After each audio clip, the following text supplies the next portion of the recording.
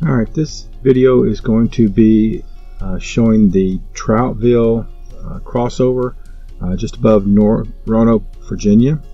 And this is going to show both northbound and southbound travelers. It is located around exit 150 off I-81. And the red line indicates where the AT runs. And I'm going to go over to a terrain map, and they're still showing the red line so you can kind of see where it's going. We're going to cover 4 areas. The first one being the approach trail at a park and ride area, 2 being where it crosses over Highway 220, then up towards the top. Section 3 is going to go under I-81, and then 4 is going to be where it crosses over Lee Highway. Now I'll take away those numbers and we'll kind of zoom in a little bit to get a little bit closer view of sections 1 and 2 that I'm going to cover, with 1 being the approach trail from the park and ride, and 2 being where it crosses over Highway 220. Now at this point you can see both 1 and 2, 1 on the bottom, 2 towards the top. And then I'm going to take away the 2 and we'll go on and talk about the approach trail. Now this is going from the park and ride, and there's a lot of parking there. Now I highlighted the area here. It says Appalachian Trail on the map, but that's actually just an approach trail. Only about a quarter of a mile, if that, not too bad. And it makes it easy access there. You can see plenty of cars parked there. There's a big pothole there. And then I just took a short video showing from the guardrail what it looks like as you would go back up towards the AT. And it looks like it's a pretty well paved path. I didn't walk up that. I just kind of stood here and took a quick shot looking down the trail real quick. And here again, this is the approach trail. At this point we'll go ahead and jump up just a few hundred feet up the road north from here, and we'll cover the second part that I want to cover, and that's going to be where the AT actually crosses over Highway 220. Now just north of this spot, you don't see on the map, but not too far up north from there is a Kroger, as well as a Wendy's, and there's also an Outfitters up there. And this is as you're coming out of the trail and getting ready to cross over Highway 220. I noticed a lot of butterflies around here, so that was very, very neat when I came across here. And this actually comes around and empties into there's a bank parking lot right here, and right next to the bank is a BP gas station, and across the street is also a Pizza Hut and another gas station. And the AT crosses at this point. It's a little bit safer. You go down just maybe about 50 feet where you can cross the road and not have to go through the grass median. There's actually a concrete median that you can cross over a little bit easier. And this is showing on the other side now, getting ready to go back northbound. And I will show both northbound and southbound. They'll be back to back, and I'll let you know when I convert over to it so you can see it. And I did put the words down at the bottom so you know which way you're hiking. I want to give the southbounders some information what it looked like as well, because sometimes there's not as many of them as there's northbounders, so I want to make sure that they were included in this. Now this is it's not too bad of a path right here. A few roots sticking out, and it was a little damp when I came through here, but it really wasn't that slick. There is a spot right here on the right, and I'll spin over to it where it's got some blue painted on looks like a manhole cover.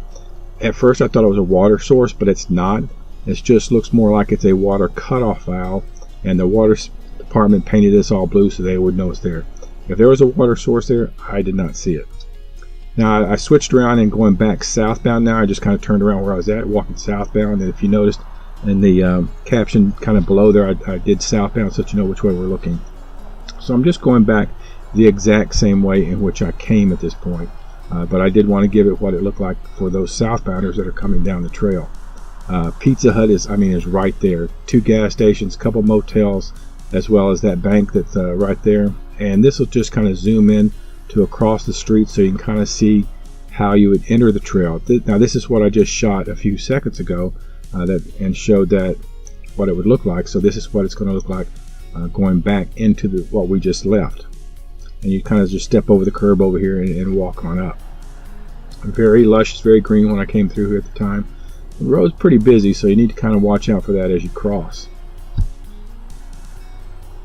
Now going back up this way, there's a leaf stuck to a spider web, so I was doing a little bit of silk blazing here, and then right past when I walked this, I was paying so much attention to that I actually walked into some spider webs. You can see the camera kind kind of jumped right there a little bit. So that's what happened right there.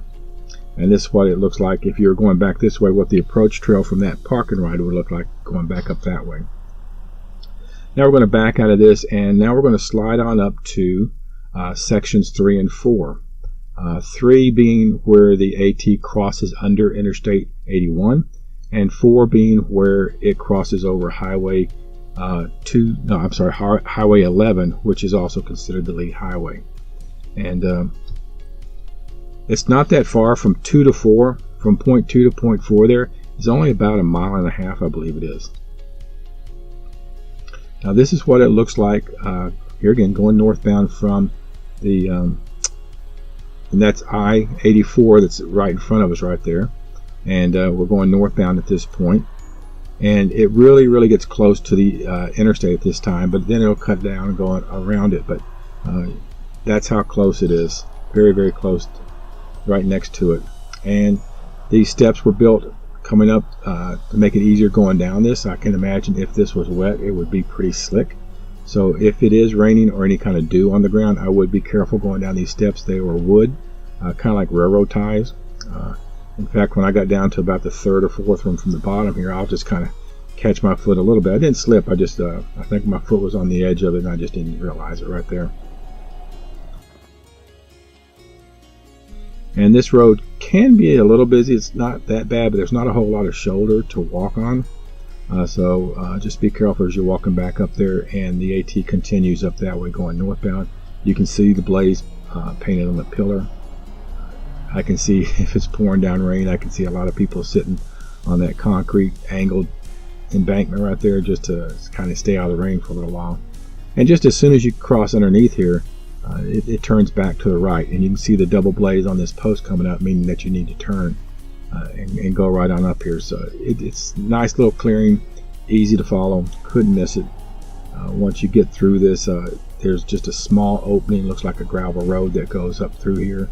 And then the AT will continue on just past that telephone pole that the blaze is painted on, and it just goes back up in the woods there, heading over to Lee Highway.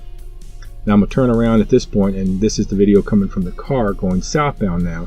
And right here where that green arrow is where the AT comes out, I just showed a few minutes going northbound, and we'll continue further down the road here and go under, this is the southbound lane of I-81. And then I'll stop it real quick, and this is where the AT cuts back up and goes up that embankment with the steps that I just mentioned. So those are those steps. You can see that they're kind of like railroad ties that have been cut, and goes on up there, so it makes it easier climbing that embankment. And when you get back up there to the top, it is very nice and lush and green going back down through there. It's very pretty. Now we'll slide over to section 4. Now between 3 and 4, that's only about 3/10 of a mile. Not very much at all. And this is a nice little bridge going across this creek. A couple steps. Here again, be careful if it's slick. And when I come back across and show the southbound side of the house, I will focus down and look down on the creek so you can kind of see what the water flow looks like. Nice area here. Not sure if this is AT land right here or if it's someone's property, but it is nice and wide and open. Nice little kiosk here showing some information about Leave No Trace as well as the AT. And the AT crosses over Lee Highway at this point, which was Highway 11, and a couple of steps there and then cross over. This is a very busy road. Now this is actually back across the road now.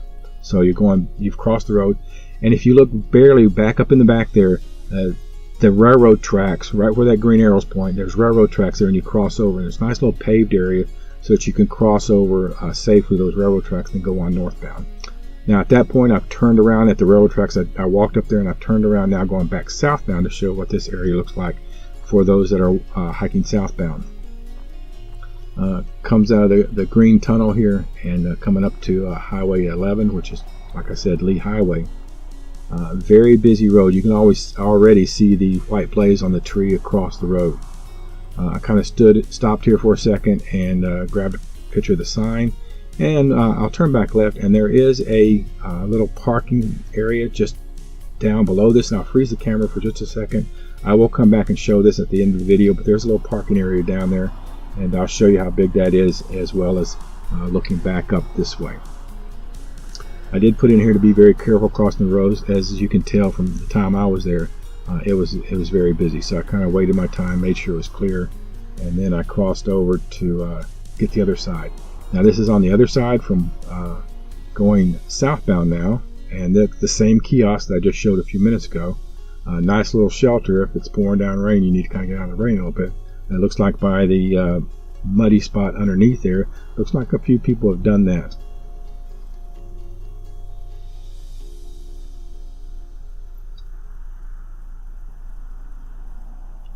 Going back across the bridge here, there's a little sign here that says VA like 779 or something. I'm not really sure what that was, and US 220. So I just kind of paused that just for a second. At this point, I'll turn over and kind of show you what the creek looks like. Had decent water flow. I mean, if you need to get a water source, I mean that's plenty of water to be able to fill up and get water. However, there's so many places here in town at this point that I can see a lot of people taking zeros or Neros at this point and taking a load off your feet and resting a little bit. Now this is looking back at the parking lot I showed a few minutes ago. You can see by the green arrow that's where the drive-in for the parking area, and that's where Lucky and I parked while I walked up this area to kind of take a picture. You could probably get about 5 or 6 cars in here depending on the size of the cars. And then looking back, the green arrow again will point to that green sign that I was just at, showing the entry for where the AT crosses up in there.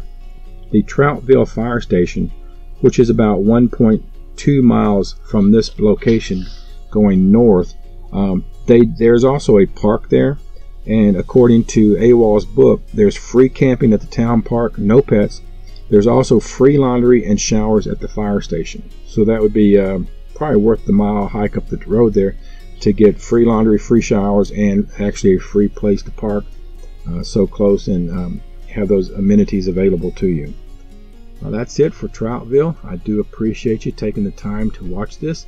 If you found it enjoyable or got a little information out of it, I would greatly appreciate you liking, commenting, and subscribing below. Thanks a lot.